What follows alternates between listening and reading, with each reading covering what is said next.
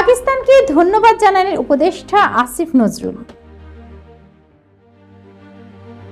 বাংলাদেশকে টি-20 বিশ্বকাপ থেকে বাদ দেওয়ার প্রতিবাদে ভারতের বিপক্ষে ম্যাচ বয়কট করার সিদ্ধান্ত নেওয়ার পাকিস্তানের প্রধানমন্ত্রী শেহবাজ শরীফ ও পাকিস্তানকে আন্তরিক ধন্যবাদ জানিয়েছেন অন্তর্বর্তী সরকারের ক্রীড়ার উপদেষ্টা ডক্টর আসিফ নজরুল। নিজের ভেরিফাইড ফেসবুক পেজে দেয়া এক পোস্টে তিনি এই কৃতজ্ঞতা প্রকাশ করেন। পাকিস্তানের এমন সিদ্ধান্তকে বাংলাদেশের প্রতি সংহতির একটি বলিষ্ঠ উদাহরণ হিসেবে দেখছেন উপদেষ্টা। তিনি মনে করেন, খেলার মাঠে রাজনীতির অনুপ্রবেশ ঠেকাতে পাকিস্তানের এই অবস্থান অত্যন্ত প্রশংসনীয় এবং সময়োপযোগী।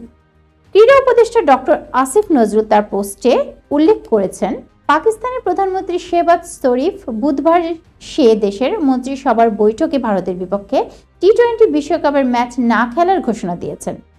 প্রধানমন্ত্রী শেহবাজ শরীফ মন্ত্রিসভায় জানিয়েছেন, খেলার মাঠে কোনো ধরনের রাজনীতি থাকা উচিত নয় এবং বাংলাদেশকে বিশ্বকাপ থেকে বাদ দেওয়ার ঘটনায় পাকিস্তানের সম্পূর্ণভাবে বাংলাদেশের পাশে দাঁড়ানো উচিত।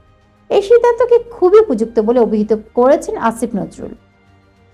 পাকিস্তানের এই অবস্থানের ফলে আন্তর্জাতিক ক্রীড়া অঙ্গনে বাংলাদেশের প্রতি অন্যায়ের বিরুদ্ধে একটি জোরালো বার্তা যাবে বলে তিনি আশাবাদ করে ব্যক্ত করেন। ক্রিকইনফোর বরাত দিয়ে জানানো হয়েছে যে পাকিস্তানের প্রধানমন্ত্রী শেহবাজ শরীফ মন্ত্রিসভার সদস্যদের সঙ্গে বৈঠকে ভারতের বিপক্ষে 2026 সালে টি-20 বিশ্বকাপের ম্যাচ বয়কটের সিদ্ধান্তকে বাংলাদেশের প্রতি গভীর সংহতির বহিঃপ্রকাশ হিসেবে বর্ণনা করেছেন।